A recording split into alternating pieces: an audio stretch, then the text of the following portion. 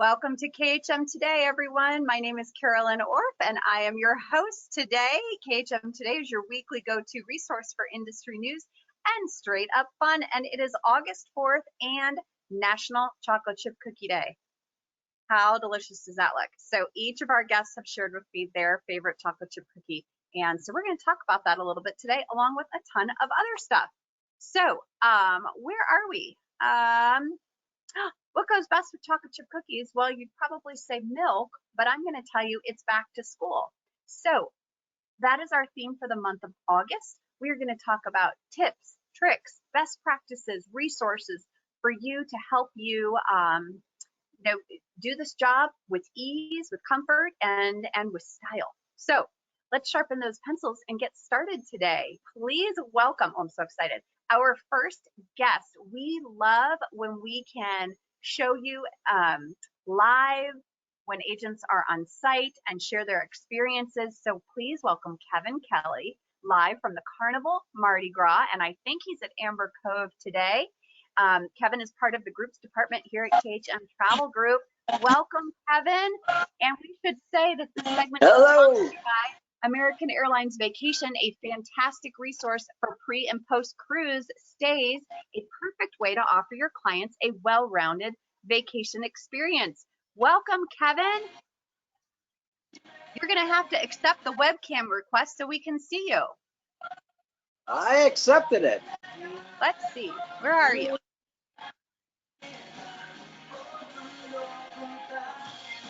We're coming. There he is. We're coming. Hi. Oh my gosh, Hello. view behind you is stunning.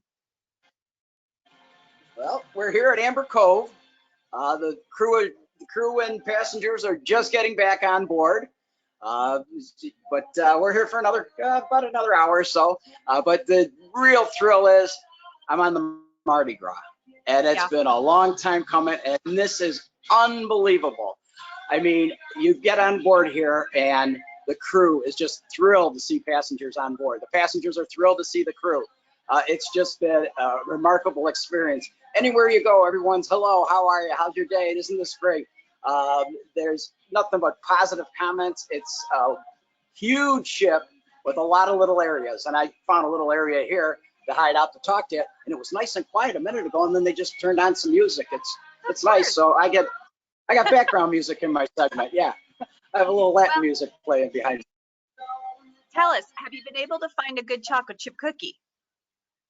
I have. They have jars of them. So they have just jars of cookies today and chocolate and everything down in the main eating area. The name of it's skipping my mind right now, but those Carnival fans out there know where I'm talking. The Lido and the Grand Lido.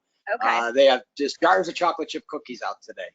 So Kevin, and what I'll share a picture. Different on the Mardi Gras that we would maybe not see on any other ship in Carnival's playbook?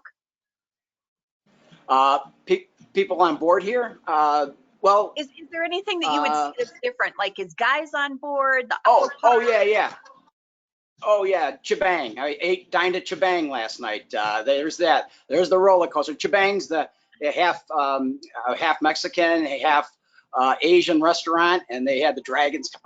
There's a lot of secrets go on there that I'm not going to reveal them all, but that was a great dining experience last night. So there's that. There's the summer landing with the pool off the back of the ship and all the balconies looking down at it. It's unlike any other Carnival ship out there. I'm telling you, you don't know you're on a Carnival ship, from the color scheme to everything else. And now the Grand Atrium, which is central stage on this here, it's a multi-purpose venue with these LED screens that change the look of the room for whatever is going on. Last night we sat in, and I'll tell you, it was a huge crowd favorite. They played Deal or No Deal, and all the guests were involved in it as well, because you could buy a play card and you could play along with what was going on stage on Deal or No Deal.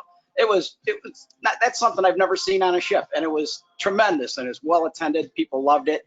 But yeah, you go over to the Alchemy Bar, but you go around the corner, something new, and that's, you know, where you can go to the fortune teller bar where you can get your fortune told and have special drinks that have the allure of a fortune. So yeah, there's that going on. And yeah. Kevin, we've heard from other agents, you know, that the protocols that are in place are really manageable. They're not a hindrance to your fun or enjoyment of the vacation. Is that what you're experiencing? Oh yeah, not at all. I mean, so we wore a mask when we got on board, and getting on board at the new Terminal 3 is a breeze. You come at the time that you're scheduled. We were whisked right in. We're at our room. It was less than 15 minutes. It probably was 12 minutes. I didn't time it. And that was stopping to take a picture along the way. We got right on board and made it really easy. So we wore a mask getting on board. Once on board, masks are removed. The crew is totally vaccinated. All the passengers are vaccinated. The passengers are not wearing masks on board. The crew is wearing masks. But I mean, you feel so safe and secure that, you know, a lot of people are like, geez, these poor crew, they shouldn't really have to wear a mask. That's how secure and everyone feels because everyone's vaccinated. We're on board, and it's just a great experience. And the entertainment on here, Carolyn, that it's off the charts. Everywhere you go has little areas that you can go. So you can go over to the French Quarter and catch a little jazz before dinner. Well, around the corner there's another guitarist playing solo tunes. You move over to Grand Central, and there's somebody on stage singing over there. The violins are playing, the rock violins. So wherever you go throughout the ship, there's just entertainment, and it's so good to be back. It's so good to be back with all this entertainment going on, and there's plenty of food, but Well, it's the entertainment that's really throwing me. You showed us the ship yesterday while we were practicing just to make sure that the connection was there, and the ship just looked just so beautiful and clean. And I don't think I've ever seen a ship that was that new before. And Yeah. it looked spectacular. So I'm so glad you're having a great time. The view behind you, I'm just, oh, I wish I was there right now. Well, I'll be sharing. I took about 100 pictures today throughout the ship. I'll be sharing those on the KHM site, KHM Facebook page, Agents Only page.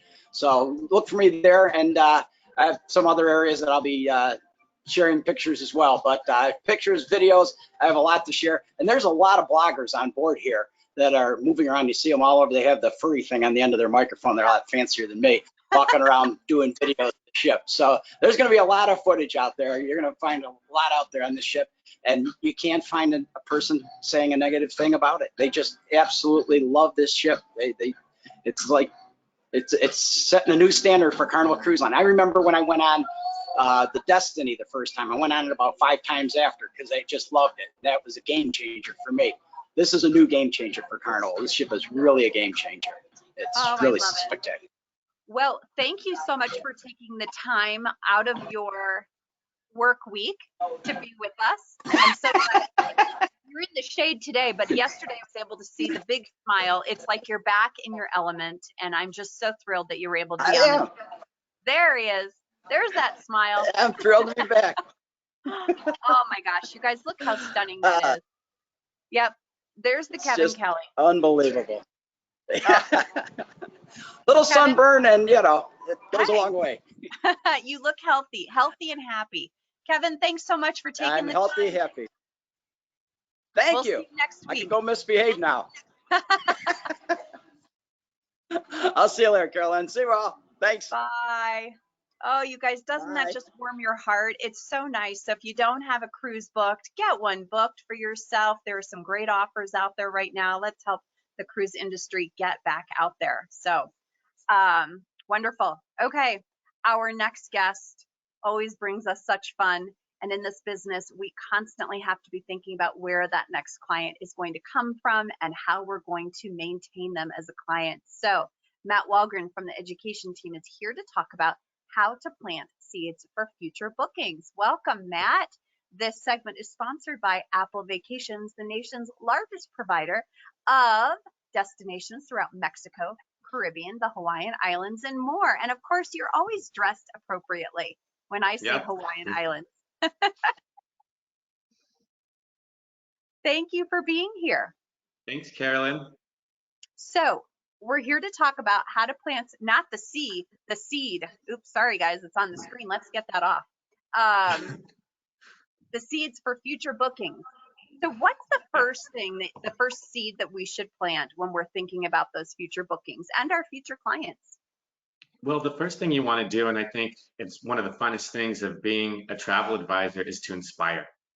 Inspire, any way you can. If you're having conversations at networking meetings, if you're part of, say, Rainbow Rotary or church, just talking to people, inspire them by talking about travel and where you've traveled. Share on social media, put it in your e-blasts. And by the way, it doesn't have to be a recent trip. If you haven't been able to travel for a while, that's okay. Just pick one of your favorite trips and reminisce and share it with anyone you meet, really. This is a great tactic, not only for your clients, but also for suspects and prospects. So you do such a good job of that on social media with your travels throughout Europe the last couple of months. It made all of us just want to like jump through the screen and be either in front of that monument or in front of that statue, and then also eating all the fabulous food that you posted. Yeah, that was food is a huge part for me when I'm traveling, and so I tend to attract a lot of people who love food too, and my clients often ask for recommendations on where to eat. So the next thing you say is that we need to cultivate our clients. What do you mean by that? Yeah, so you want to look at your best clients. So whoever you want to define as your best clients, depending on the size of your business. It could be your top 20 clients. It could be those that are in the top 50% of revenue for you. However you want to define your best clients, put that list together and make sure you're giving them extra attention. You want to look at old emails from them. What have they told you? Capture that information, use it. Is there any special occasion that's coming up in the next couple of years?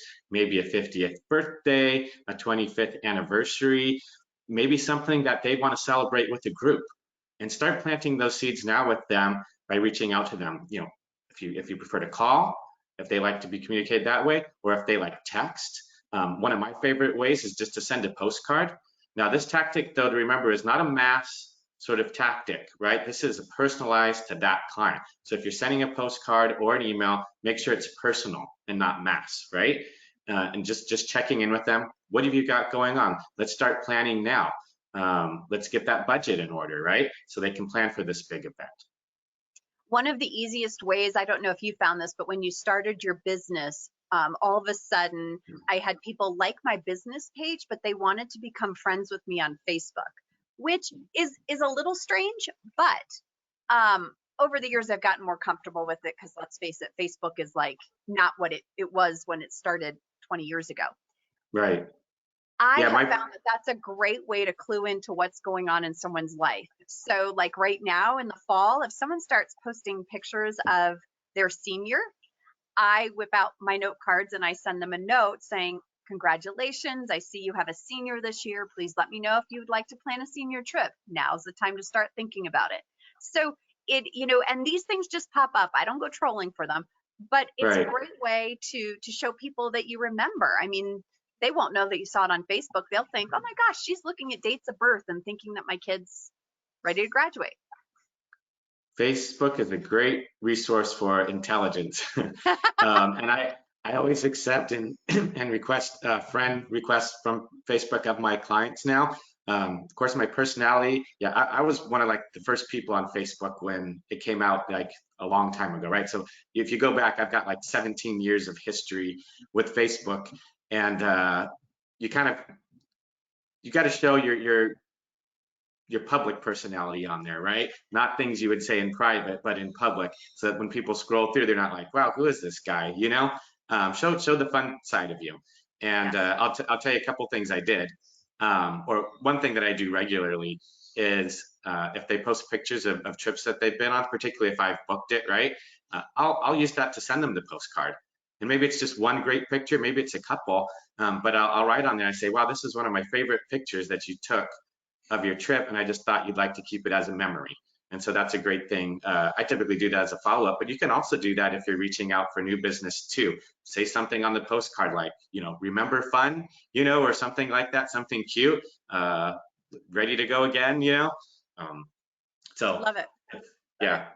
Okay, so then the last thing you say is target those clients. Yeah, then target. What I'm talking about here is new clients. What's your ideal client? Who would you love to work with? Start building that relationship now because it takes time. So I'll give you an example. I love whiskey. So I started looking into people who love whiskey. I had a friend who was a manager at a whiskey bar. I started going there, see if I could meet people. I attended a whiskey tasting events. And through that, I met this guy who's a whiskey connoisseur. And we started talking, I guess, a couple years ago now. He's living out on the East Coast. I was on the West Coast, but I'd call him every once in a while. He'd call me. He loves to travel, which is perfect. And we'd talk about whiskey and different whiskeys and try this one. Oh, I haven't tried that one. Okay. Then when I'd be traveling, I'd check in with him. Hey, I'm in this place. Remember when we talked about Paris and you were telling me I needed to try Armagnac and, and we just have this conversation. Well, guess what? Next year, he's leading an exclusive private whiskey tasting event through the Bourbon Trail in Louisville and Bardstown and going around there. And guess who's planning it for him? So it's just, it takes time is the thing. And you have to build that relationship. A lot of people use the word networking, and I'll use it just because it's common language, but it's not about networking where you're going to events and trying to meet everybody you can. Zero in on that type of client first, and then a specific person that you'd love to work with. And if they're a group leader, like this whiskey guy, even better. Yeah. Well, and I love the fact that you seek out opportunities, but every time you go out, it's an opportunity to meet a client. Yeah. I've had a client that's my Uber driver who used to drive me to the airport and now is a client. So you never know where you're going to find people.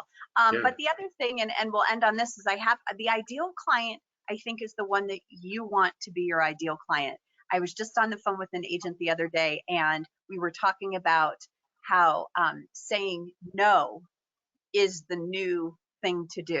That if what a client is coming to you for isn't what you really want to do, it's okay for you to say no.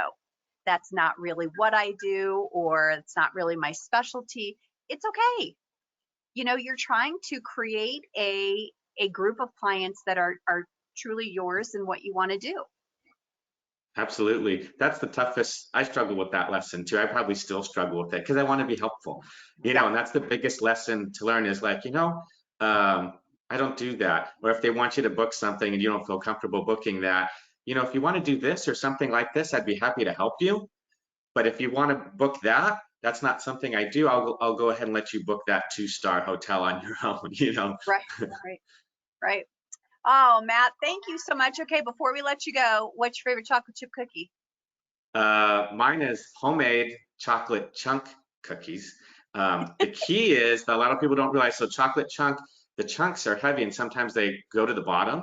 So what I've learned is take the dough, don't mix in the chocolate chunks into the dough, add them after. So you make your little balls, then you add the chocolate chunks on top. So that way when it all settles, the chunks don't all go to the bottom. Then you've got these nice big pieces of chocolate chunks in the middle. And I have another thing I want to say that I started doing, because since we've been talking about chocolate chip cookies, I've been making them every day since last week when we talked about this segment, and we've got dough. Well, we got all this dough that we made, so we have to make them. And I'm like, okay, I'm getting a little bit tired of these. So what I did is after they're cooked and settled, I turn them upside down and I spread peanut butter on them. And they're so good. You have to try it. Oh, it's so delicious. That does sound yummy. And maybe a little Nutella on top of that. That would be amazing too. All right. Always with tips, I tell you. Thank you, Matt. We'll see you back at the end of the show for another segment. All right. See you in a bit. Oh, my goodness. All right, you guys. See, now I'm hungry. I feel like I need to eat a cookie that's sitting right here, but I don't want to talk to our next guest with my mouth full. Sarah Yoder was here a couple of weeks ago. She's with our marketing team here at KHM Travel Group, and she was talking about different social media platforms and how we can use them to benefit our business. And one word kept coming up, and that was hashtag. And for those of us that are a little bit older, it's the pound sign on your phone. And so she's going to come back and kind of talk about why the hashtag is so important in our segment, The Art of the Hashtag, which is sponsored by Norwegian Cruise Lines, the pioneers in freestyle cruising. Vacation your way with Norwegian Cruise Line. And I think for that segment, wouldn't we use like hashtag NCL and hashtag freestyle cruising? Would that be right? Yes, that would be correct. That would be a great hashtags to use from that. All right. So Sarah, before we get started, favorite chocolate chip cookie? Okay, so I'm a little simple. My favorite chocolate chip cookies are the break and bake ones, so that you can have a little bit of uncooked cookie dough before you cook them. So those are my favorite. As I made my batch yesterday, I was actually thinking about you. I was dipping my finger and I was like, this is what she's talking about. Yep. So, all right, let's get to work here. Hashtags. Why are they so important? Yeah, so hashtags, I know this segment can be a podcast too, so I'll try to be descriptive with my words when I describe it. But a hashtag is ultimately the two lines that cross either way, the number sign, the pound sign, the hashtag. Those are the names for it. But it's important because it's how we find sources throughout different social media sites. People can follow hashtags, people can find you through hashtags. And like maybe on Facebook, it's a way to organize content.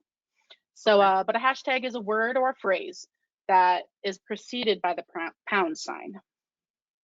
So, okay. So if I am on Instagram or Facebook and I am trying to look for something, I can put in the search bar hashtag KHM Today, and posts about KHM Today will come up. Is that right? Correct. Yeah, it's mostly used in the search bar.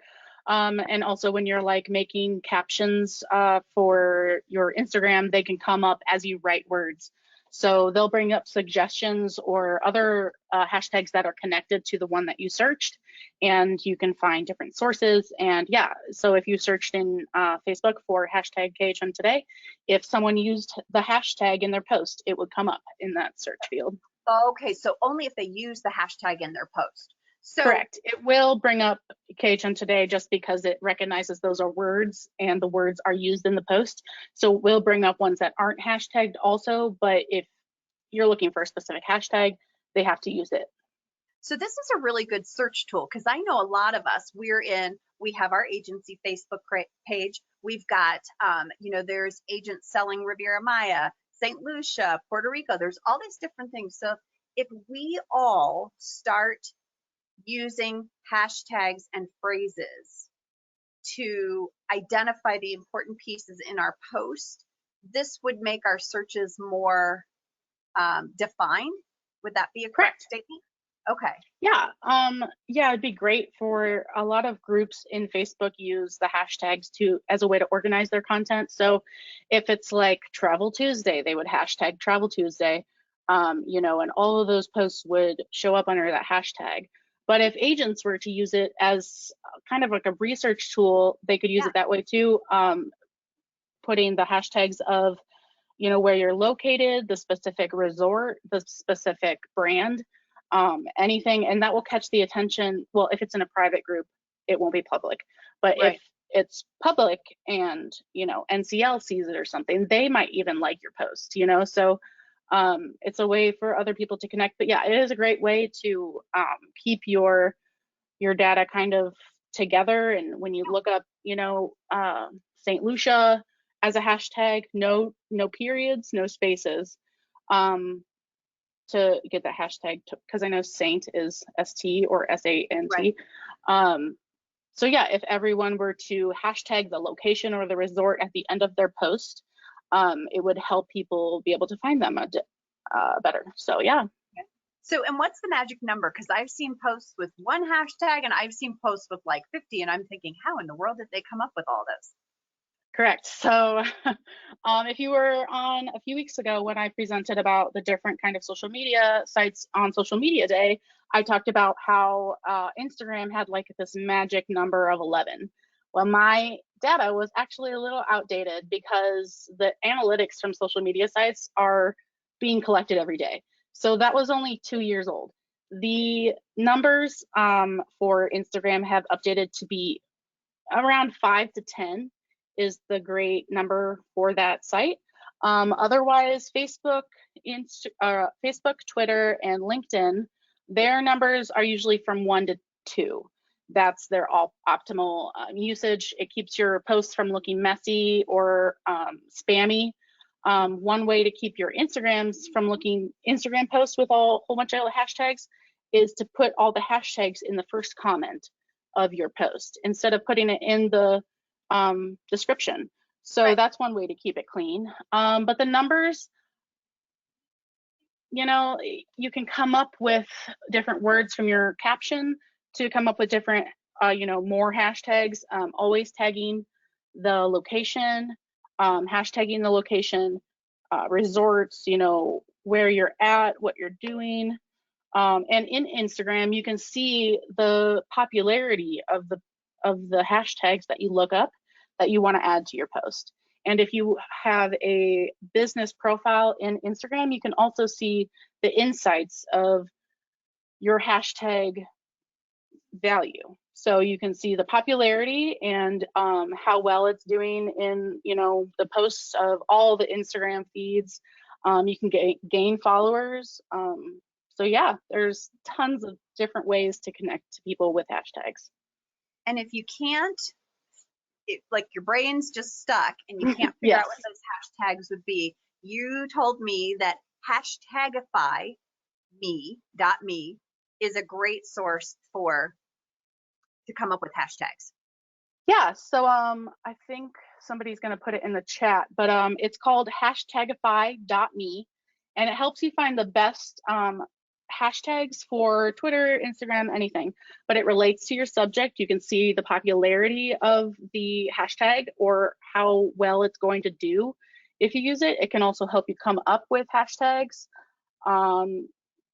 You know, so it's a great tool to use. There's other ones I'm sure you can find, but I would stick to the more popular hashtags. I would stay away from making my own, like Sarah Yo's vacation. Like no one's really gonna know that hashtag. But if you were to hashtag travel, that has like 4 billion posts a day. Yeah. So if you were to look up travel, hashtag travel, your post would be in there. So, you know, try to look for the more popular ones to get you out there and be seen. Awesome. Sarah, thanks for explaining this to some of us that it doesn't come so easy. I love sitting at dinner with my kids and they make me feel like I'm, you know, I don't understand. Why don't you just know this? I just know Right. this. It's just Well, I know lingo. how to record on a VCR, set the time on a VCR. Do you? So anyways, thank you so much for being here. Go enjoy the lake. I know you're off to vacation. So have a great rest of your day. Thank you. You too. Glad to be here. All right, you guys, I am so excited for our next guest. We have got a great segment called Wait on Hold or Help Yourself. So this gentleman has a role behind the scenes. He is the Senior Manager of Education and Implementation at Apple Leisure Group. And so please help me welcome Ben Rekov to KHM today.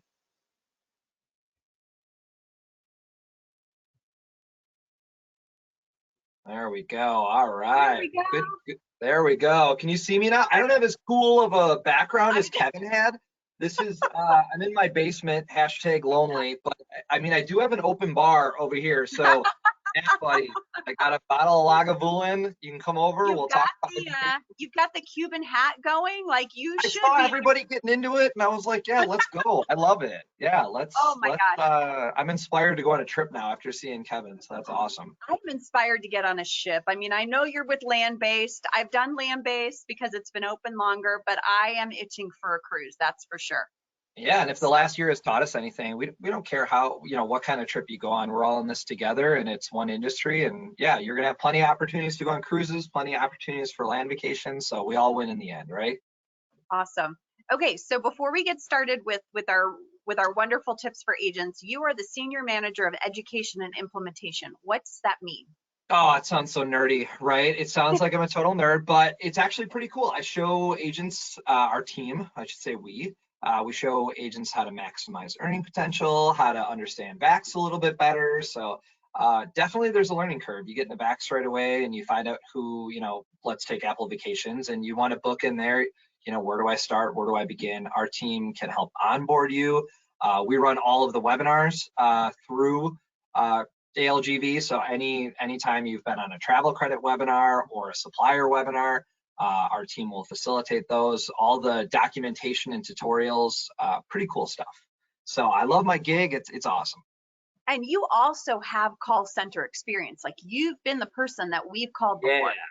Yeah, so started off on the front lines, as I like to say it, in customer support, because that's really kind of where all that stuff happens, and supervisor in that area, and then moved over kind of to the sales, but still retained a lot of that customer service side, and then brought over a couple of supervisors with me, and from there, it's just kind of, now we wear like a bunch of different hats, like everything and anything, marketing, groups, just understanding VAX, customer service issues, sales, you name it. Well, and your experience there has to help it translates very seamlessly into, how do I educate, the people that are on the other end of the phone to make their life easier, which is us. That's the key that unlocks all the doors. Yes, exactly. So I'm all about making my days more efficient. And we know last year, call center times were through the roof. It didn't matter who you called, what supplier, it was just hard on everyone. So what are some tips and resources that you have for our listeners today, our listeners tomorrow on YouTube, and our listeners on our podcast to help them help themselves or be better prepared for when they do need to call in? So let's talk first. You mentioned to me in our pre-show discussion, like, when do we absolutely have to call in to support for assistance? Yeah, definitely be prepared. There's a really cool page, and it's within our education campus, that, let's just take Apple Vacations, for example. You can go to that anchor store, and then you can go down to agent resources, and there will be the education campus, has everything you need. But there is a page specifically that says the top 10 reasons why you don't need to call in. But rather than me just kind of like harp and say, no, never call us, we also supply the reasons that you do need to call in. So I think that kind of gets lost in this whole shuffle of DIY, that like you will need to call in for during travel issues, or a schedule change that you don't agree with. Same day payment reversals, that's kind of like a fraud area. So we don't need that to be email or through VAX. You need to talk to somebody about that. Adding or dropping a passenger. That's like a big thing. You have this trip, it was for 3 people, and now 1 needs to drop off. So that room needs to turn into, from a triple to a double, needs to be repriced, need to find out the penalty if there's no travel protection on there. That is something that you would need to call in for. So I think those are the most popular ones. I would also say rooms above allotment. Like, that is a really big one. So you're an advisor and you book this great group.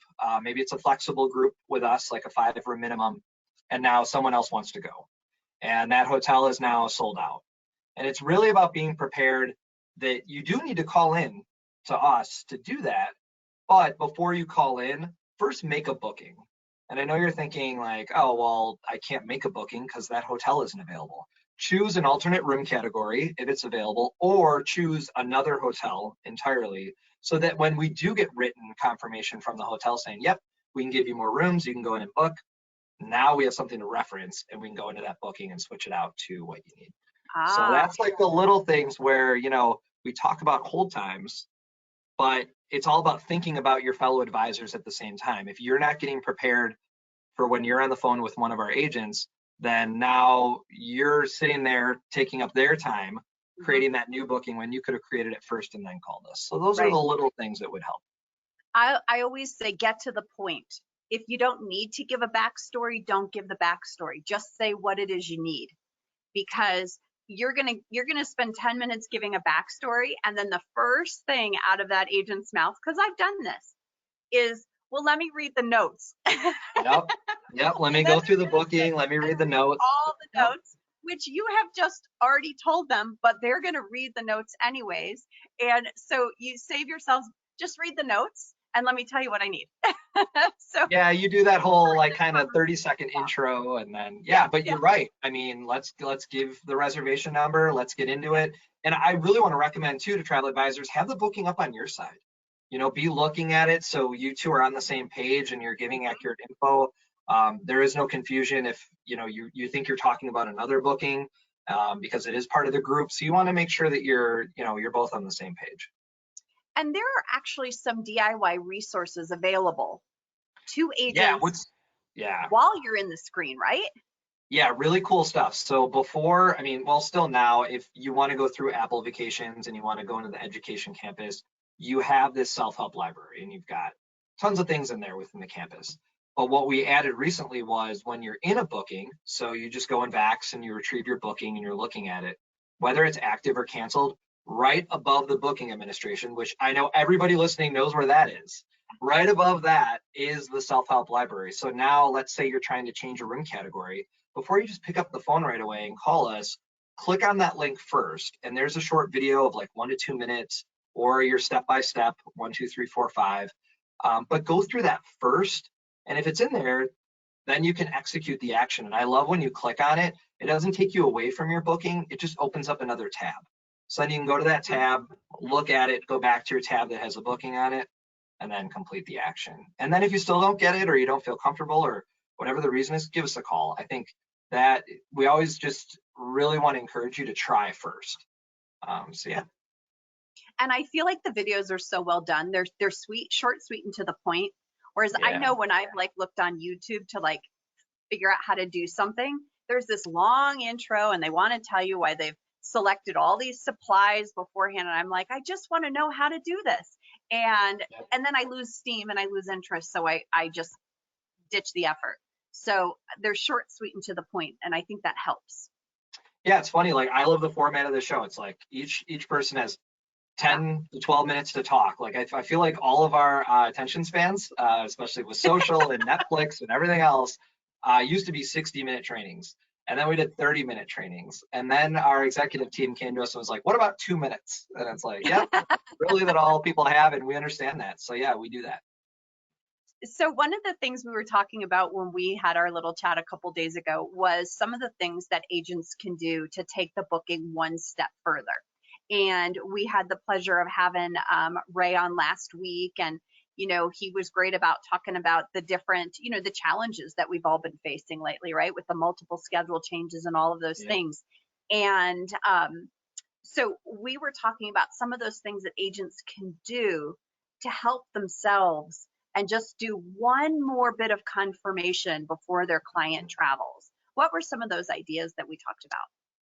Yeah, just kind of what you were first saying with, schedule changes, that our goal is to weed out all of the calls that don't need to come in, and I think that's where you first started. What do you call in for and what you don't? Like we know that right now there's thousands of schedule changes going on. So what can we do to weed out all those calls first so that you can get through right away for a schedule change or a during travel issue?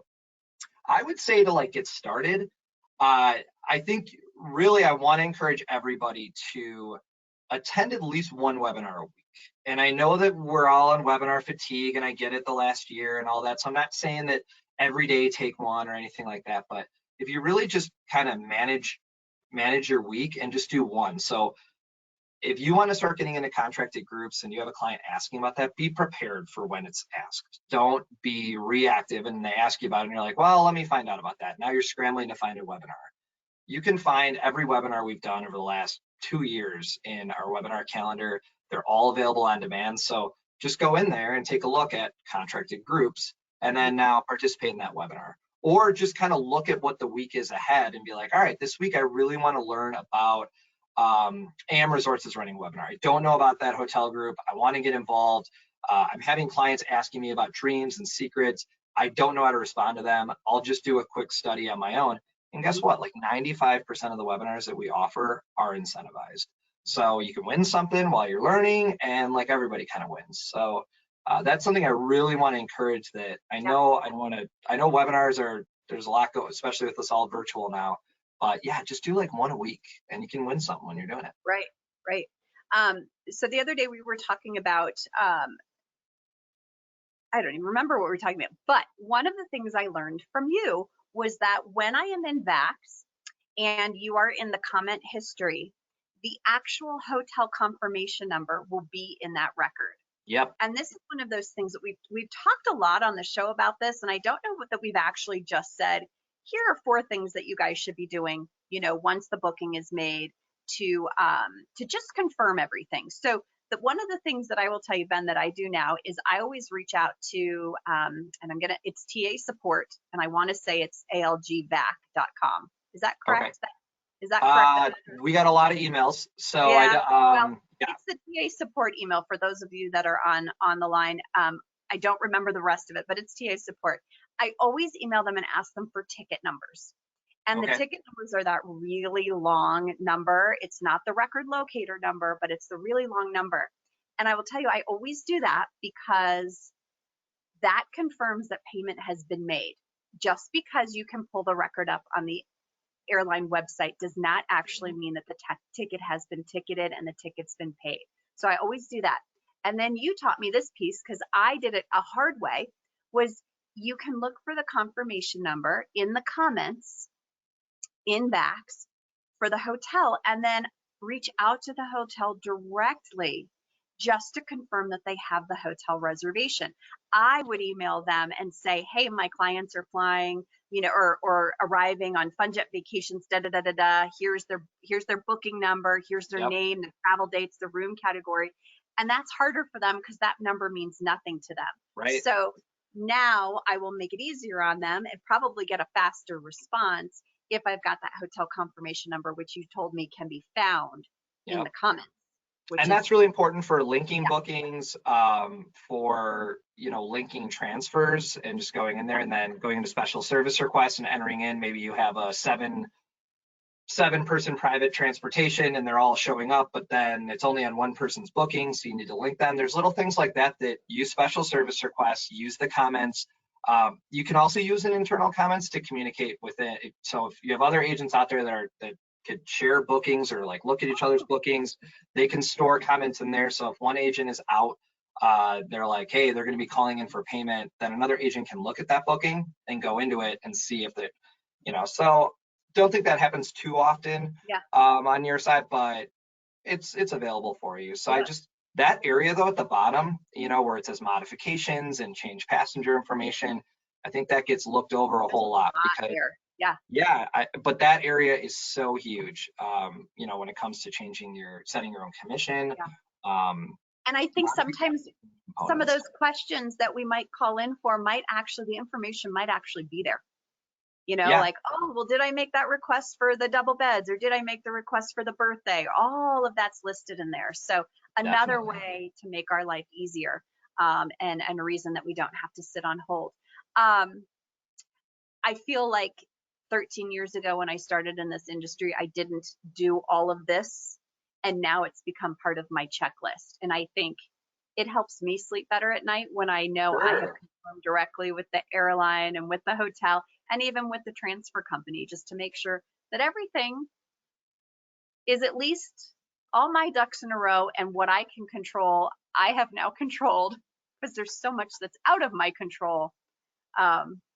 It helps. So. Yeah, I love your perspective, and I think I don't want to tell every travel advisor out there that now you need to do it this way. I mean, it took you 13 years to get where you are to now. So it takes some. I always say that the travel industry, or just anything you do, any function of Vax, it's like riding a bike. You may fall off, and then we're going to teach you how to get back on, and then but once you get it, it's smooth sailing. So I think that's. But that goes into kind of like taking one webinar a week, it's kind of, if you just take a small piece, then over 13 years of time, now exactly how to break down a booking, knowing what airline that is, when the void is, when the ticketing is, the hotel, and now how to communicate to them and give them the right confirmation number, because they don't know the Apple confirmation number, the FunJet, they know their confirmation number. Just anything you really need, you learn those things as time goes by, but that's why we always say kind of with Vax, play around in there and have fun and kind of discover things, just don't play around with an existing booking. Yes, that's a good point. Make sample bookings though, and obviously don't put payment on them or anything like that, but kind of learn how to modify them. Sales email tool. Vax is a great booking tool, but it's an awesome selling tool. Like it is great for capturing new clients and sending out different things, and the email sales tool, and just the profiles of the hotels are super detailed. I love it, but I think you got to get to know that stuff. So yeah. It's a great resource. Well, we thank you so much for being here. We have a wonderful partnership with you guys. And, we're all about, just improving both sides of the, it's a two-way street. Those that are on the other end of the phone trying to pick it up, how can I make their job easier so that our time together is more efficient? And what do I need to know? Because, and I hope that agents are on today. If we have just said a bunch of words that you don't know, I hope you've written them down. And either, if you're a KHM agent and you want to email the education team so we can talk through some of this stuff, that's great. But, if there were words that were said here today, write them down and go research. What were they talking about when they were looking at the comments? Go into Vax, check it out. And, it'll start to come clear. But we thank you so much for your time. Sure. Pleasure's all mine. I think, you did bring up a good point about calling in. Just keep in mind, if something isn't right with your booking or something we need to remedy and make it better, keep in mind that the first person who picks up that phone, they don't have a direct hand in what happened and how to make it better. So just remember that communication should always start off as positive as it can possibly be, so that customer service rep can now assist you in the best way possible. There's good communication going back and forth. They're putting good notes in the booking. It's really tough we totally get long hold times, but our reps are doing the best they possibly can to answer those phones as quickly as possible and then to go to the next call. Well, and I was on the phone today, and I won't tell you who I was on the phone with, but I needed, and it wasn't you guys, I'll tell you that much, but I needed to do an air thing. It wasn't a schedule change. It was something the client needed. And I said to the gentleman, so he had me on hold while he was getting the air team on. And then we kept going back and forth. And I said to him, when you're helping me and you're on hold waiting for them, can you help anyone else? And he said, no, I can't help anyone else. So we're both paying. Yep. Because there's this train that needs to happen. So, he's not able to help anyone else either. So, you just have to kind of make the best of the situation. We had a great conversation and we laughed, and, it was what it was. I said, well, I'm having lunch. Are you having lunch? So, awesome. Well, we thank you so much. Pleasure's all mine. And can I give a shout out on the cookie question? So I'm yes. That's okay. I'm not, this is going to probably be the worst answer, but those chewy Chips Ahoy, like they can go in the microwave, like crumple those up, throw them on ice cream, Nutella, we can pour butterscotch over them. We can just keep adding to it till we get our caloric, top, level. So yeah, that would probably be where I'd go. Yes, Chips Ahoy reached a whole new level when they introduced the chewy Chips Ahoy. That's for sure. Oh yeah. So thanks, Ben. Have a great rest of your day. You too. Okay, you guys, so much to learn. I just love it. I'm going to go into Vax. I know it sounds silly, but it is really an interesting tool. And just go in and create a dummy booking. Don't put money on anything. Our next two guests are part of the education team. Please welcome back Virginia Ambushemi and Matt Walgren. Hi, guys. And we should tell you, we're going to talk the best. We've got an ongoing series called the Best Training Series. And this segment is sponsored by, who is this? Travel Impressions. And I have my Travel Impressions note somewhere. Here we go. One of the nation's largest leisure tour operators, offering FIT vacations to over 200 destinations worldwide. Hi, guys. Hi. So we love trainings, clearly, because we're in education. VA, what are some of your favorites? And we should say that we talked about these being best trainings for new agents, but really they're best trainings for everyone. Yes, they are. Carolyn, I think especially when you're starting, there is something that got you in the travel business. And for me, it was Disney. So go with something that inspires you, the word that Matt used earlier, because when you go to talk to people, that's going to come across. So for me, doing what Bob did, I'll wear my mine was Disney. And that's where I seen that one on you before. This is actually a decoration in my office. And it's been here so long that when I took it down, I think it's dry rotting and beginning to fall. But anyway, I started with Disney. It's great training. It has marketing information. It has information about Disney products.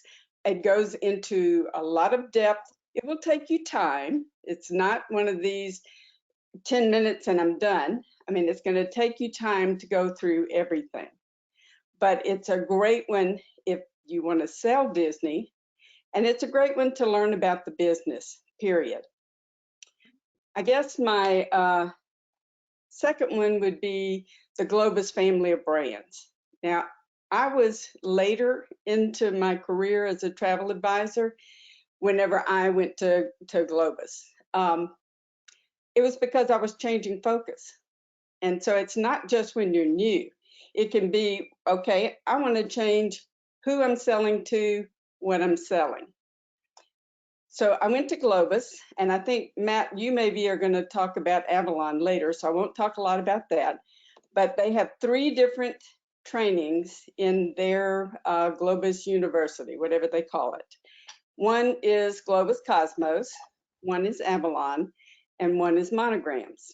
So if you're interested in selling escorted vacations, the Globus Cosmos one, look, I'd been in the business a while and I learned. I actually sent a note to our Globus rep after I took it and said, that's some really good training. I learned a lot. And she was like, well, I'm so glad. But anyway, go and take it. A lot of good information. Monograms. If you do not know about the monogram product and you have people who want to do kind of somewhat FIT in Europe, it's a great product. You have a local host, you have one tour, and the rest of it's free time. So, and they've actually started stringing those together, like you can do a London, Paris.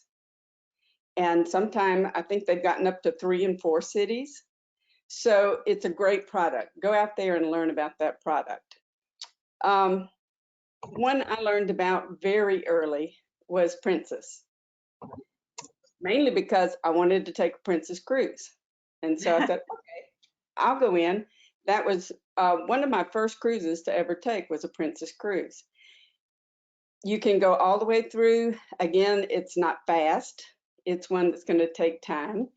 Good marketing information, good product information. You learn about their ships and how they're different and how they're alike. And it's just a great one to learn about cruising in general. And if you go all the way through and become a Commodore, you get a free cruise. And I think, Carolyn, you're still waiting to take your Commodore cruise. I finally managed to take mine. Years later, but do you know, today I got, yesterday when we were talking, I said, gosh, I have to look to see if the refresher courses are out. Only one's out. And I was waiting on the other 2. So I went in to look, and there actually was a link, and I got an email today that they are allowing Commodore Cruises sailing to Alaska on the Majestic. So if you want to book your Commodore cruise, they actually have space available, and they're releasing it. I want to say the first one's in August that you can do, but I just cracked up because it was so timely. But yeah, I'm 2022 goals, Princess Commodore Cruise. So awesome. And I'm in agreement with all of those trainings. I think they're fantastic. Matt, where do you lie? Yeah, for me, what I decided on is I would pick a destination first, a destination that I love. Pick something you love, maybe something you already go to, or maybe a bucket list destination that you want to go. Kind of like Virginia was saying, if you pick something you love, then that passion is going to kind of come through. So I chose Hawaii because I go there every year. So I just went to their tourism board site and signed up for the agent training. Every touristic destination has agent training on their tourism board site, so just find that.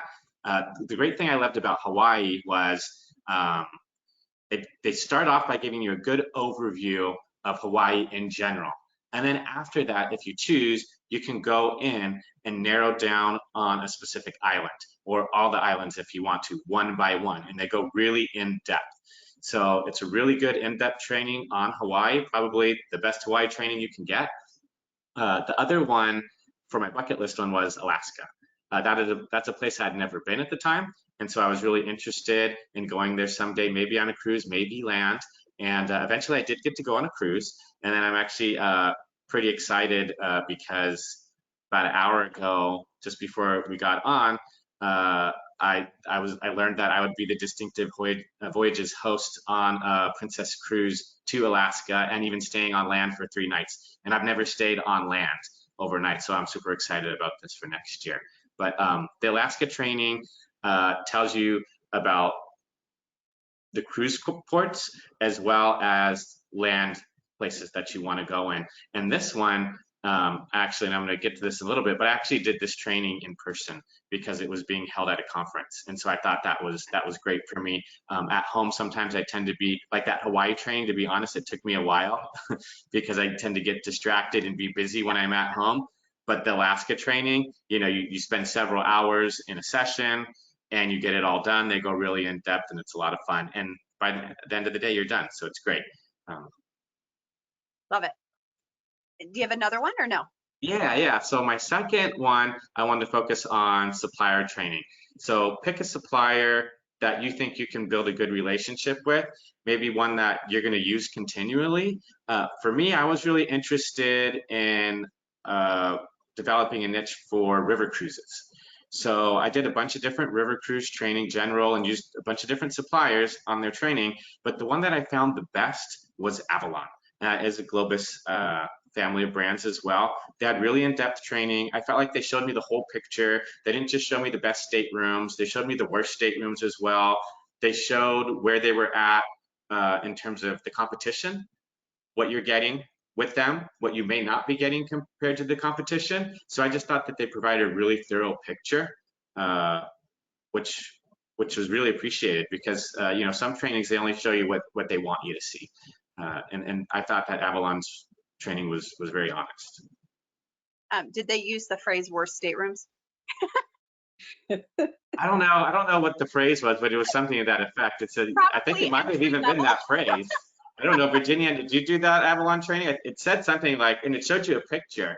And up until that point, this was the last training I did for River Cruise. Yeah. And so up until that point, I thought all the rooms on River Cruises were balconies. And so when I got there, I'm like, oh, yeah, look at this room. Okay. Maybe they called it the least desirable. Yeah, maybe something like that. Least desirable. And then I want to segue because this leads into my third one. And I'm big on business training. I love reading business books. I actually majored in business in college. So a lot of people come into the travel industry because they love to travel and they have a passion for it, but they don't know how to run a business. So I would suggest doing some sort of business training, and that includes going even to an industry conference because they tend to have a comprehensive training of different subjects that you get to choose from that you're interested in. And it's also a way to connect with others in the industry, not only your peers, but suppliers. And one thing that happened that was interesting was I went to one session and it was Globus. And so I met one of the women who worked at Globus, and I had to tell her, since I had just done the Avalon training, I said, I really thought that Avalon's training was the best of all the river cruise training I took. And she said, oh, well, thank you. I'm actually the person who did the training and was in charge of it. And so I thought that was really kind of fun. That's fantastic. But for KHM agents, I would recommend the boot camp. I did that last year after I came on board with KHM, and I thought it was really great and thorough. And they had a lot of great suppliers that support KHM. And I got to meet, well, I met both of you, and I met all the folks at KHM, and so it's just been really beneficial. So if you haven't done it yet, if you're a new agent, the KHM's boot camp is really spectacular. Yep.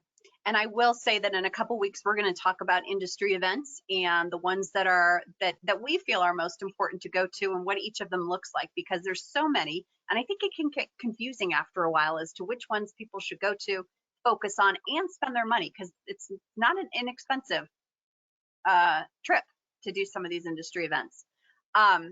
I will share with you that I agree with each and every one of your best new trainings because I think they're all fantastic. Disney is one of my favorites because I think it just gets you excited about travel. But I love the transfer of information, the marketing information transfers to anything you want to sell.